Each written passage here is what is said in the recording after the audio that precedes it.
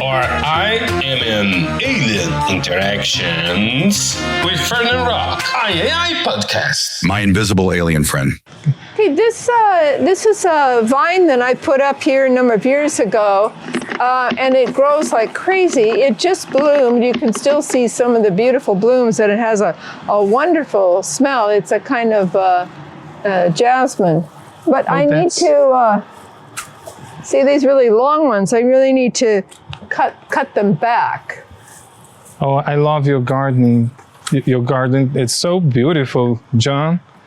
Well, I worked as a gardener for years, and just last year, I kind of became retired just because my boss decided to stop her company to retire herself. I still have a few jobs I do, but I love working in my garden, and it's just so, it's so wonderful to be outside, and we're so lucky to live in an area that, we can actually have such a beautiful garden, even though we're in a city.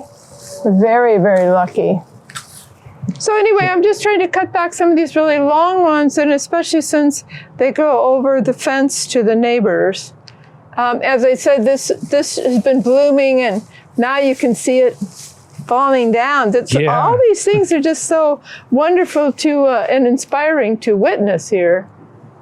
Oh, I bet you got a lot of ideas for dance and performances. While you're doing gardening? Well, I do, but I think the main thing for me is, the body getting close to the earth, but also feeling the changes in the weather. How it gets darker, it gets lighter, it gets cooler, it gets hotter. So you become like, I say, I'm like a weather vane kind of, I can feel all those changes. Yeah. So for me, it's always been, not only do I enjoy being outside, I call myself an outside animal. Mm-hmm. But it's also, I feel very good, you could say training in a way for my butoh, for my art. This is very present in a lot of butoh masters. They also have this very close connection with nature, working on farms and doing gardening in Japan. You're probably talking mostly about Min Tanaka, who doesn't necessarily really call himself butoh, but he's been associated with butoh for many years, because years ago he called himself a farmer or dancer. Mm-hmm. I don't know if he still has his farm or not. And that farm that I was at a couple of times was fantastic, and he had an incredible festival that went on for about a week. Tolga, right? Is the name of the farm? Oh, the name of the farm, I think it's... Anyway, it's... I don't remember. I might be Hakushu or something like that. Yeah. It's just maybe a couple hours, or I don't know if he still has it, but it was a couple hours outside of Tokyo. Mm-hmm. And it was quite a journey to get there, taking the train and finding your way there. Yeah, I did a little bit of training. As a matter of fact, it's kind of interesting because in the summer he had a long training there, and I wanted to do it, and I'd signed up for it. In the end, I could only do it for about a week because a guy who lived in Taiwan, saw me performing in Ashikawa's group and invited me to come and create a piece on the students there, or on dancers there. So that was my first time of actually creating a piece. A big piece was in Taipei, which is kind of interesting. Since then, of course, since that time, many places in Asia and, of course, other countries have had, growing butoh interest and a lot of different people coming there. As a matter of fact, I'm happy to say that I'm going to be going to Singapore to do a workshop and teach some. When was that? That's going to be in November. So. Oh, wow. Yeah.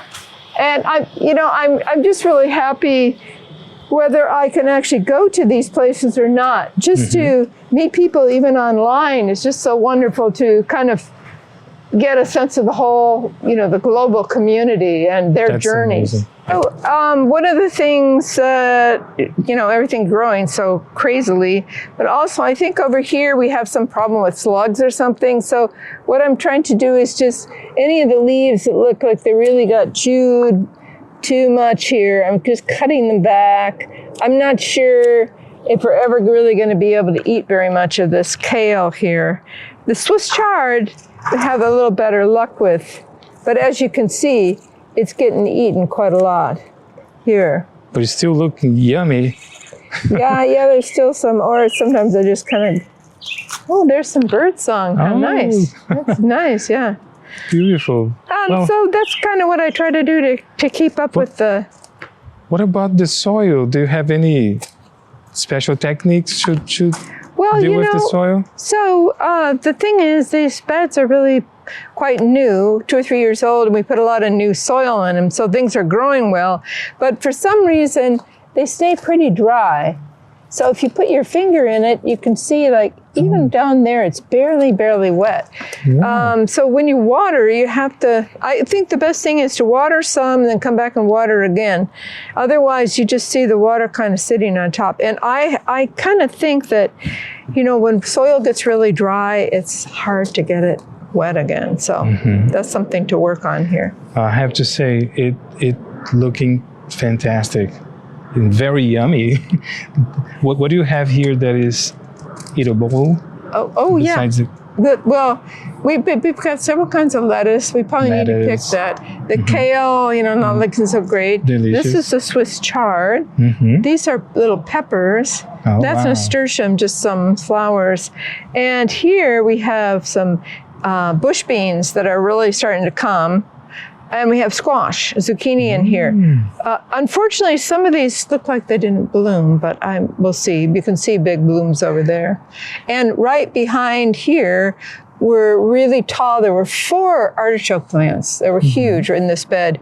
And we ate about 40 artichokes this year. Oh, wow. It was crazy, but it's all cut down now. So. And do you only eat what you plant, or? Oh, I wish, but that would be a little limiting. And, David really likes to cook a lot of different things. But I eat salad every day. I'm a total salad person. So, but, once things start coming, then you eat a lot of stuff. Beans, chard, etc. So, and then tomatoes, there's some coming. Yeah. So last summer I was invited to go to Mexico, for butoh activities for 7 weeks. And when I came back, I left on June 1st. When I came back, these plants were like this. I had planted potatoes. It was huge.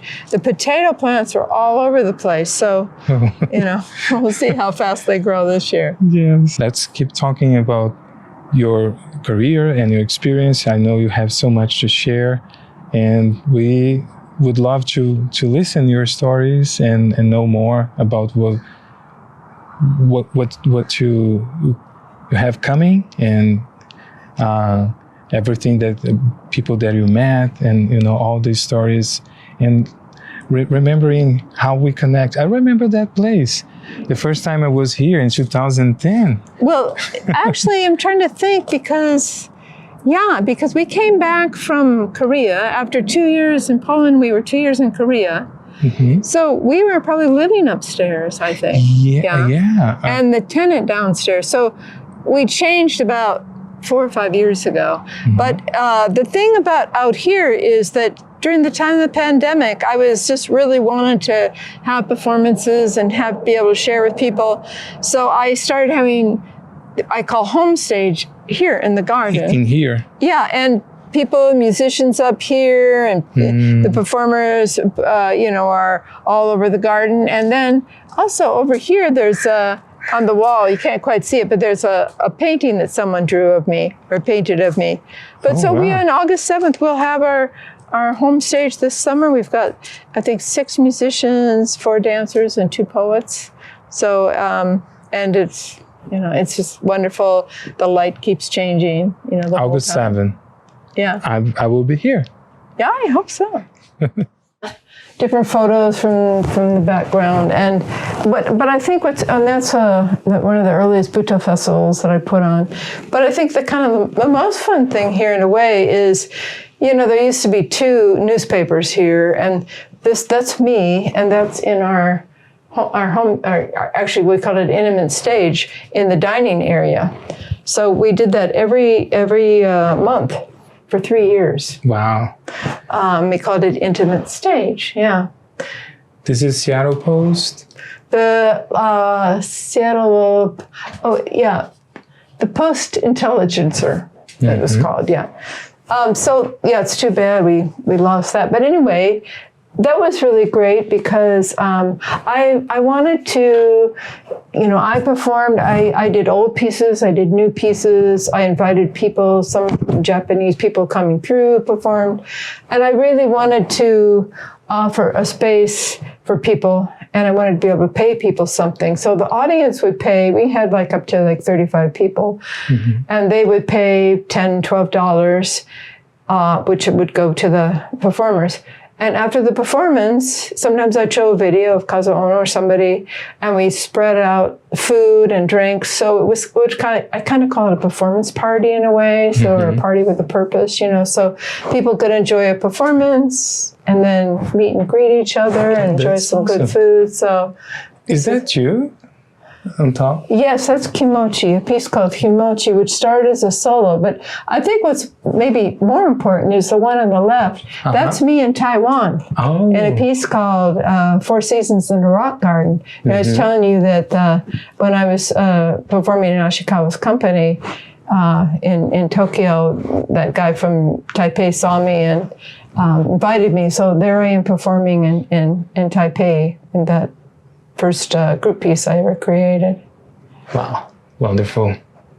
It's history in every wall. Oh yeah, and I was in Papua New Guinea when I lived in New Zealand. Can you get this?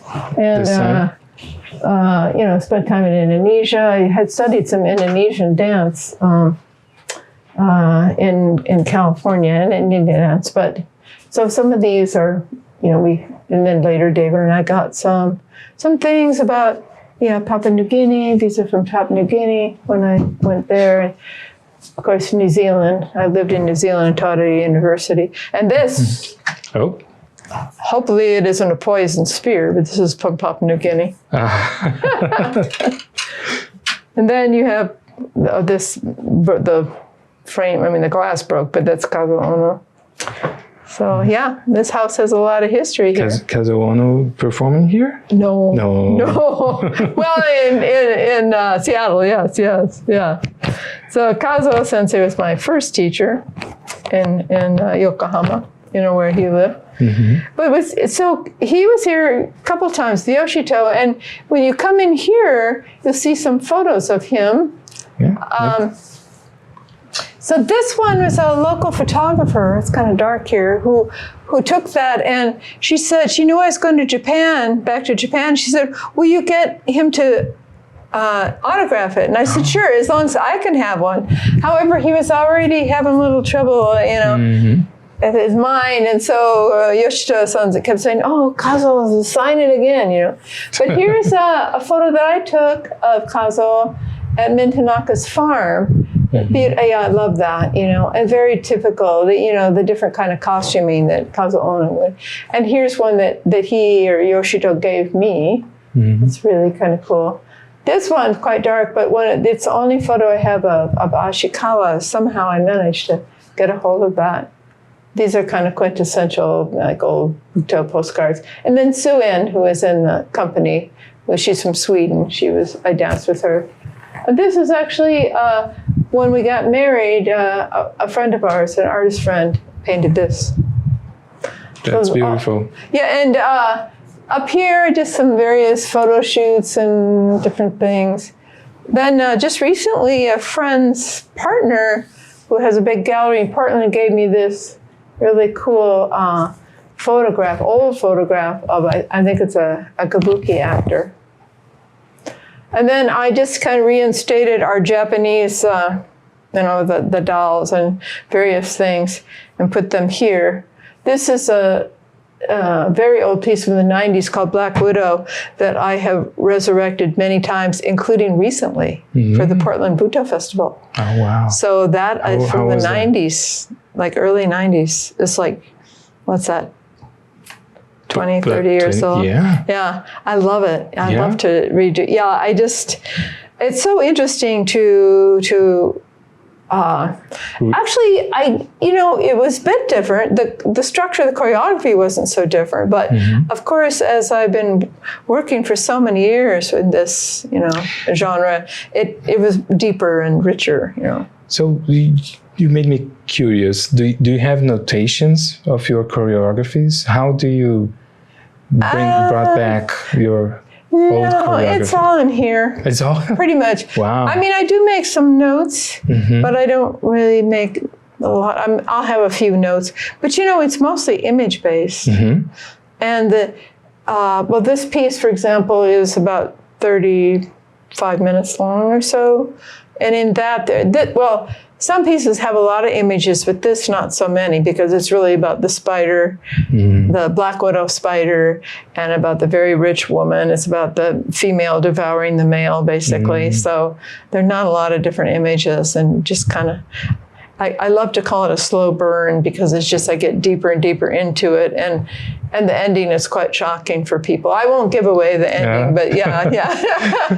I wish I could. And the beautiful thing is that this Black Widow piece, I don't remember, it's like about 12, 15 years ago, somebody put together a butoh kind of conference symposium in LA at the university, and I was chosen as the American butoh person. The other person was Katsura-kan, who kind of helped put it together, who's like more Kyoto area, and Akaji Maro from Dairakudakan, very early, person. Actually, the first company I saw in Tokyo was Dairakudakan's company. And it was the three of us who got to perform on the stage together, So that was a highlight of my career. Oh my God, and you're so well deserved. You were a national treasure, Joan. You are. Yes, you are. You were a pioneer in America with this kind of performances and the dance, the butoh. And I'm so happy that you are getting the recognitions that you deserve. Yeah, right? More. More and more. I just look at it as opportunities to share what I do. Because, me in a vacuum, that's like, You're a reference internationally. I got to know you when I was in Brazil. We tried to brought you to Brazil. Unfortunately, it didn't happen.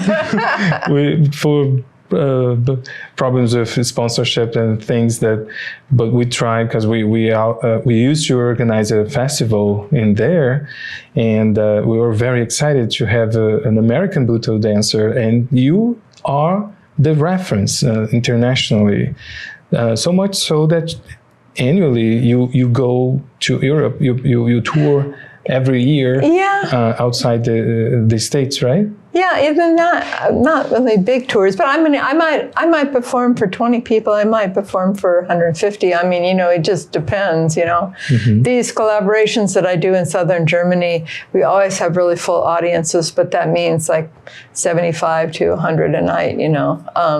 But I've been, people really know me in Europe quite a lot, and I'm getting some more opportunities. But more recently in the United States, which I'm happy about, because it's kind of crazy that I have to go. I love going to Europe, but But so recently in the winter, or I'm trying to remember it now, I went to Colorado, and then I went to Chicago to mount my Earth Tomes project, which has quite a long history, and it has been done with local performers in Oslo, in Norway, and in Germany, and Liverpool, and London, and Warsaw, and many different places, and also upstate New York. So I'm very passionate about that. That Earth Tome is really about celebrating the earth. Really kind of folds in my whole experience of working in the gardens. So that's amazing, amazing. As we're looking around in a crowded room, a new city, or even your own life, and realize you don't fit the blueprint? Like you're speaking a language everyone hears, but nobody actually understands. We've all been there. Made to feel like an outsider, the otherness in a world that demands quick assimilation. That is exactly why you need to click the link below right now to claim your spot on the VIP launch list. My name is Fernando Rock, and my upcoming book is my memoir as Fernando Rocha, my legal alter ego. Alien They Made Me is a non-fiction memoir with a surreal cinematic twist. In the raw, unfiltered story of navigating cultural borders, dismantling systemic boxes, and surviving the absurd, comedy, adventurous, sometimes dramatic, and even tragic cross-realities of the American dream. If you're a reader who craves deep, boundary-pushing non-fiction and hybrid narratives that read like an indie movie, head over to our landing page immediately to secure your VIP status. We are launching this Kickstarter campaign to bring this book to life entirely independently, creating a stunning premium edition you won't find anywhere else.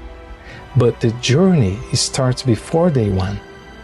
By joining our inner circle today, you get exclusive launch discounts, early access to limited edition rewards, and a front row seat to the creative process. Don't wait for the crown. Drop your email in the link below this video to become a VIP before the launch. This isn't just a book launch, it's a community for anyone who ever refused to blend in on systemic oppressive social conventions or narrow-minded or sometimes even cynical dehumanizing mindsets. The countdown has officially begun, and the VIP list closes soon. Take your place at the table, back an authentic new voice, and click the link right now to subscribe, join the campaign, and secure your exclusive VIP rewards. So, John, you show us a picture of Ashikawa and some incredible pictures of Kazuo Ono. Can you share with us, like, with our listeners, how was your experience back in Tokyo when you got trained by them? Was your first contact with butoh, or have you ever heard or practiced butoh before you went to Japan? Yeah, well, actually, people ask about my life, and I say, young people say, well, you have time, you can do these, you can go these places, do these things. But I was living in Hong Kong, and I was a contemporary dancer, and I saw because a lot of people wanted to promote their work and come to Hong Kong at the time. We're talking about 82. And they would send their promotional material. And I saw a picture of Akajimaro, the leader of Dairakudakan, and I didn't see butoh, but I thought, oh, that picture looks interesting. It was just him, a shaved head, in a studio or something. And so I got a job at this teaching on semester at sea program, which went around the world in 3 months. I mean, I've had amazing opportunities, really. So that was my first time in Japan in 82. And at that time, there was no romaji. In other words, for a foreigner, you had to memorize the characters, the kanji characters. Mm-hmm. There was nothing in English or English letters or anything. Mm-hmm. Somehow, I managed to find a performance. I was only there 5 days in Tokyo. I managed to find a performance of Dairakudakan. And that opened my whole world to butoh. So that was my first experience. And then I came back a couple years later and spent a couple months. And that was maybe the first time I had a contact with Kazuo Ono, a woman who did some research and actually probably wrote the first master's thesis on butoh, and she knew Kazuo Sensei. And at that time, you had to be introduced. It was kind of hard to find it in Yokohama, but someone had to take you to it. You didn't just show up, Mm-hmm. So she introduced to me. Her name was Susan Klein. And then later, I met Yoshito, but later Yoshito started teaching, but Kazuo Sensei was more my own teacher. And as I was doing dissertation research, I started taking workshops with different people, and I saw a lot of performances, but I took a workshop with Ashikawa. It was for a year, once a month, very intense, like 8 hours of live music and hardly any translation. And at the end of the year, she gathered people together, and she said, the students had said she wanted to start a second company.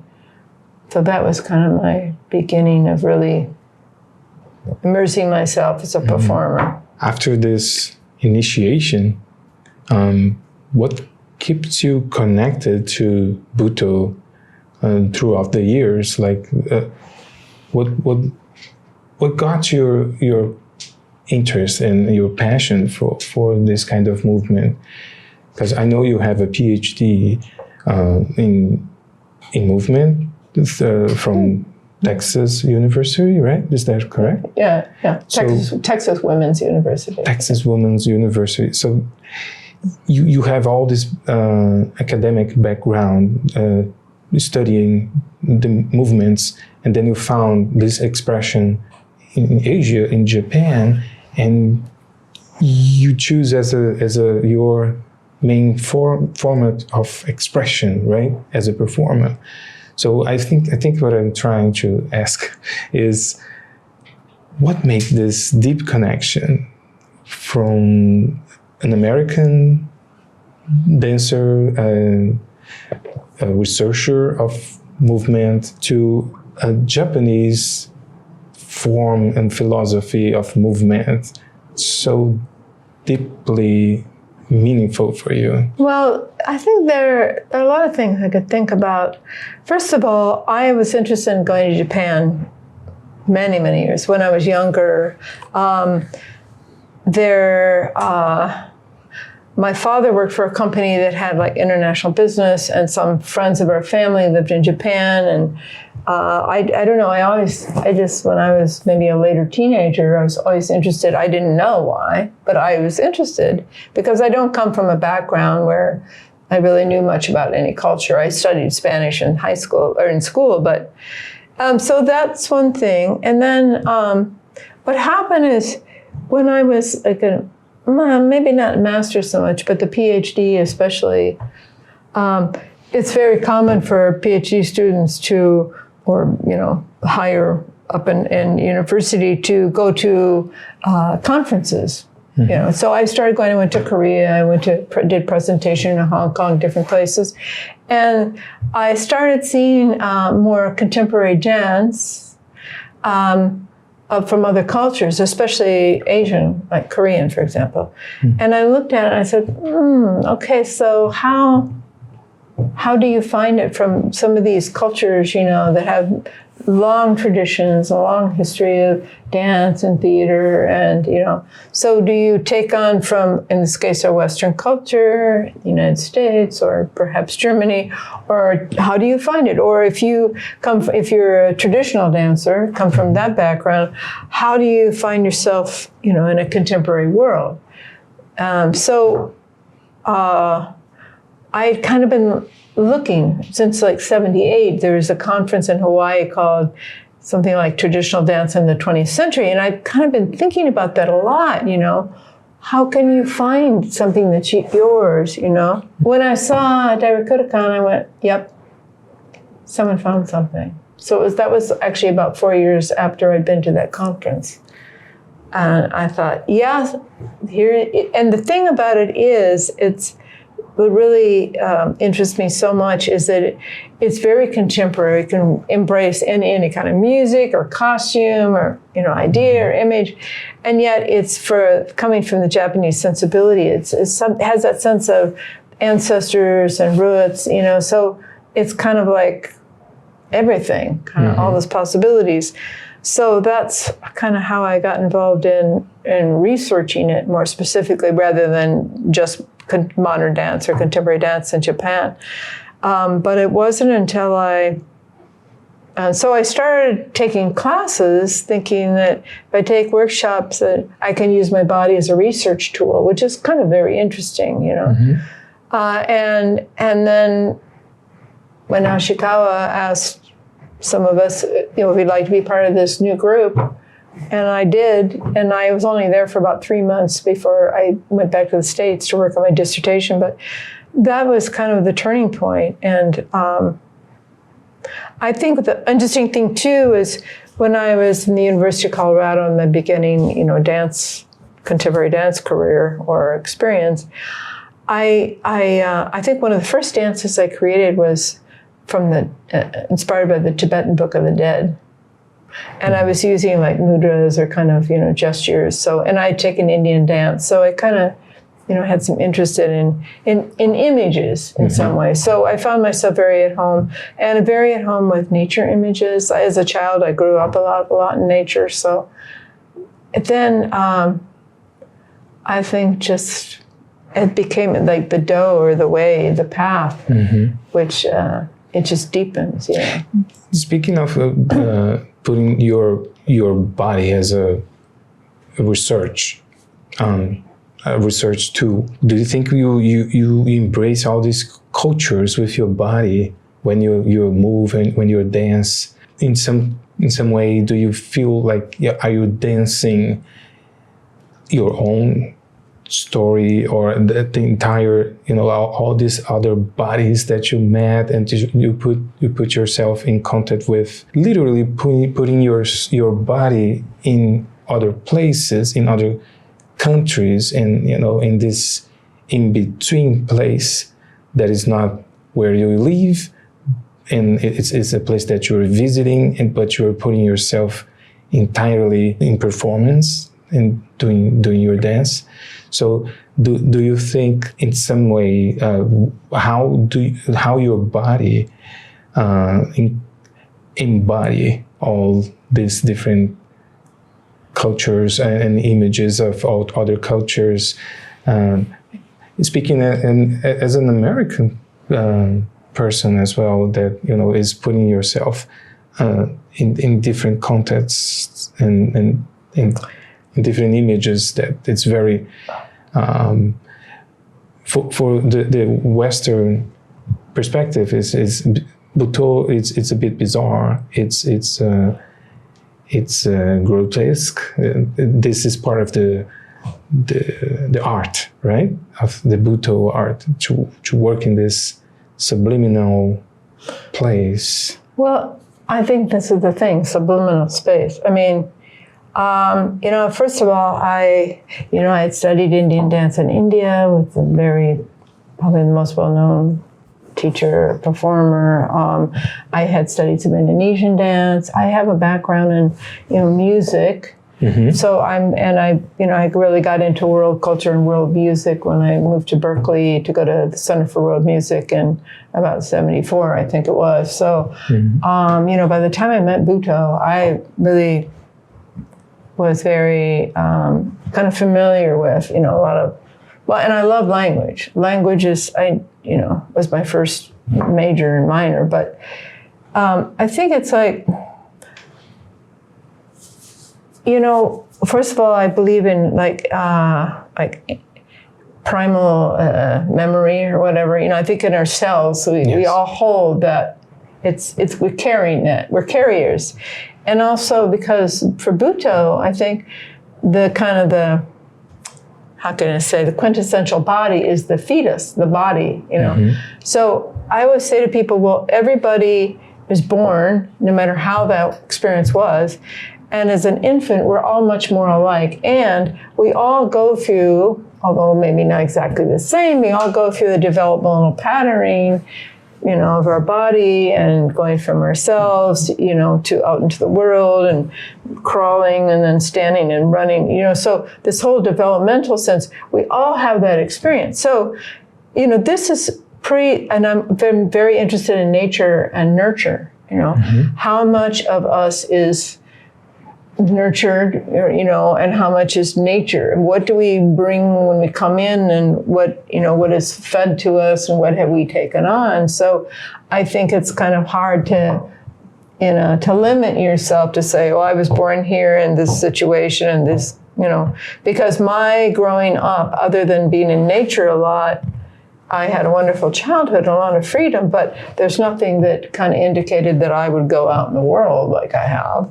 I didn't, very kind of small community kind of thing, small school. I went to a very small school when I was a kid. And I think also, I was always, soon I was very interested in traditional dances and theater as well as contemporary.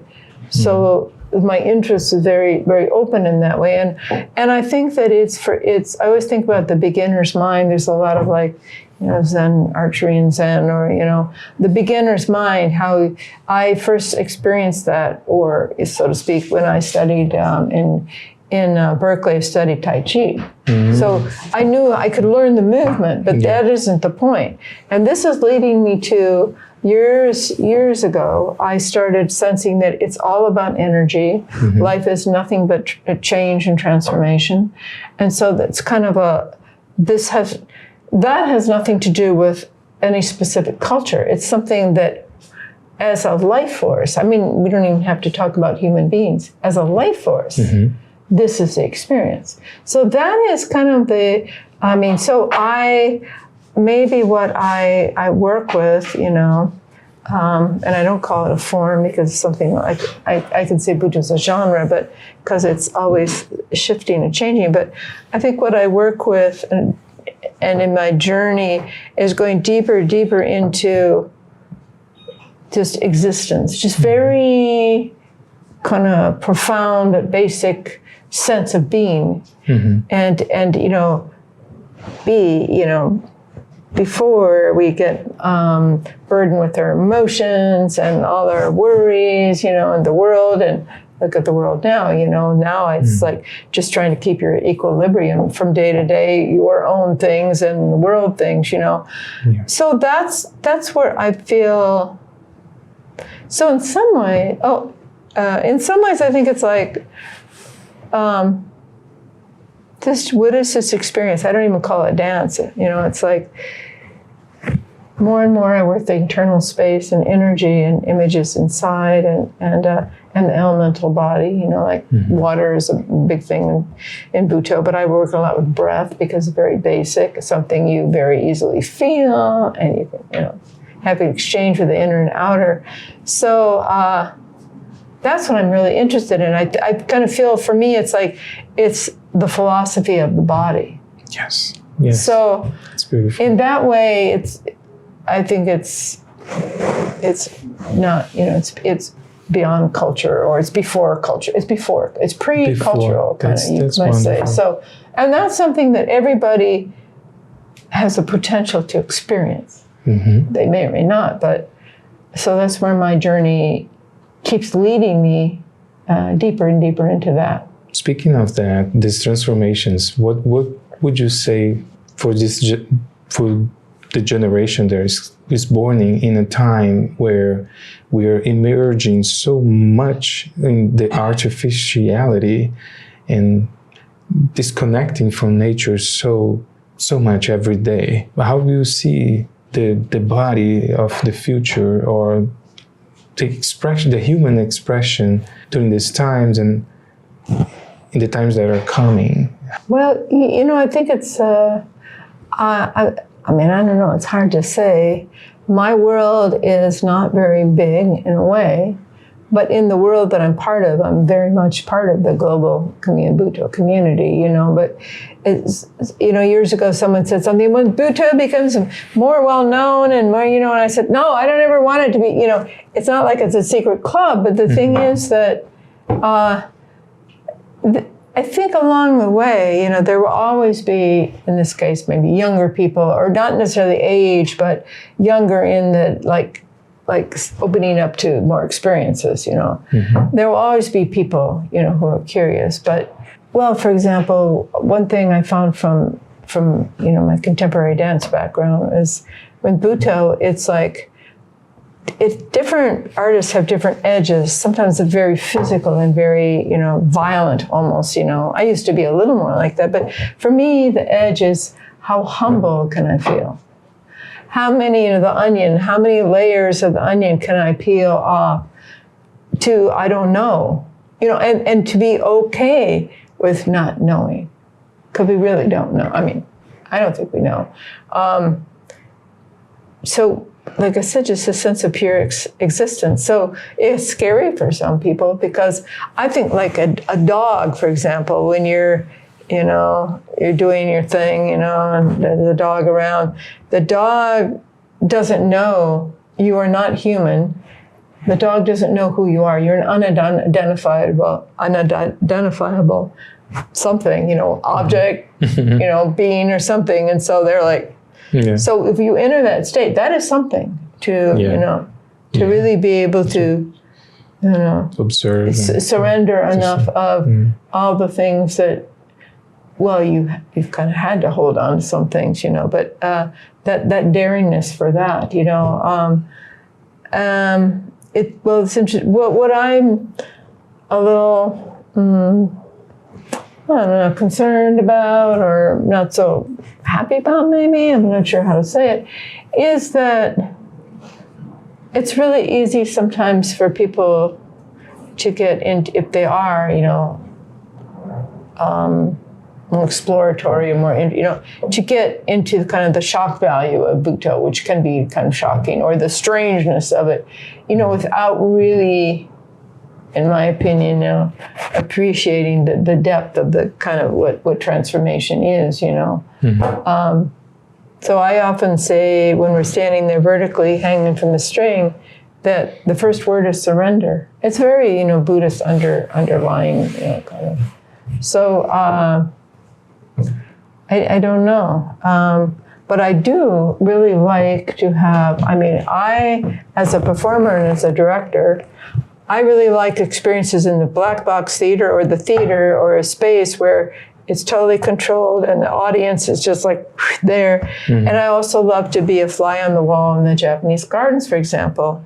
I think one of the good things about being able to perform in the gardens or these other kind of outdoor things where there's more what I call the found audience. Some people come to see you, but a lot of times whoever's there, it's just, I think what kind of related to what you were saying, what really inspires people, it's like sometimes this one encounter for 1 second, like when we did the Suitcases project at Snoqualmie, and we did it at Issaquah, and we were there for hours. Someone's driving by, just kind of open the mind a little bit, and be okay with that strangeness, but and maybe some curiosity around it, So I think, I guess, the future, I don't know, but I just have to kind of, a couple of years ago, I said, you're 75, you just gotta, that's it, you just gotta keep going. No choice. That's it, that's my life. I always ask people, sometimes I even say in a workshop, where I'm talking to people, I say, what gift or what gifts do you have to give the world? This is, I think, very important for everybody to kind of, at some point, kind of go, what can I contribute? How can I? It doesn't matter if you impact one person strongly or you just not existing for yourself. What's the point, Yes. Thank you so much, Joan. Thank you for opening your house, opening your heart, and share a little bit. Let us pick a little bit of your brain, your mind. Yeah. And peel the onion. Yeah. A little bit. Do you want to share anything that is coming up for the audience to know that that is coming? I know you're going to Singapore, and in August you have a performance here in your home. Well, yeah, actually, So the first thing is on July 26th, which is my birthday. Oh. Happen to be, which it'll come and go, I'm sure. But so we have a group of 8 dancers and like 6 or 7 musicians performing in Kubota. So we do the Wandering there. And then I go to Solid Sea Butoh Festival in Port Townsend, where I'll teach a day workshop and do a performance. Then on the 6th in Seattle Japanese Garden, another Wandering and Wondering. Then I'm kind of have a little of a breather before I head to Turkey to teach, and then go to Italy, to this place that I've gone for many years. They're having a 20-year celebration that I'm going to be part of. Then I come back for about 3 weeks or so and head to Japan after so many years, and then end up in Singapore. You're unstoppable. Well, I'm just glad to be here now, Yes, like I said, after all that time in Mexico, which was wonderful, I'm just glad to be home in the summer. Amazing. Thank you so much. Yeah. Thank you. Yeah, thank you. Yeah.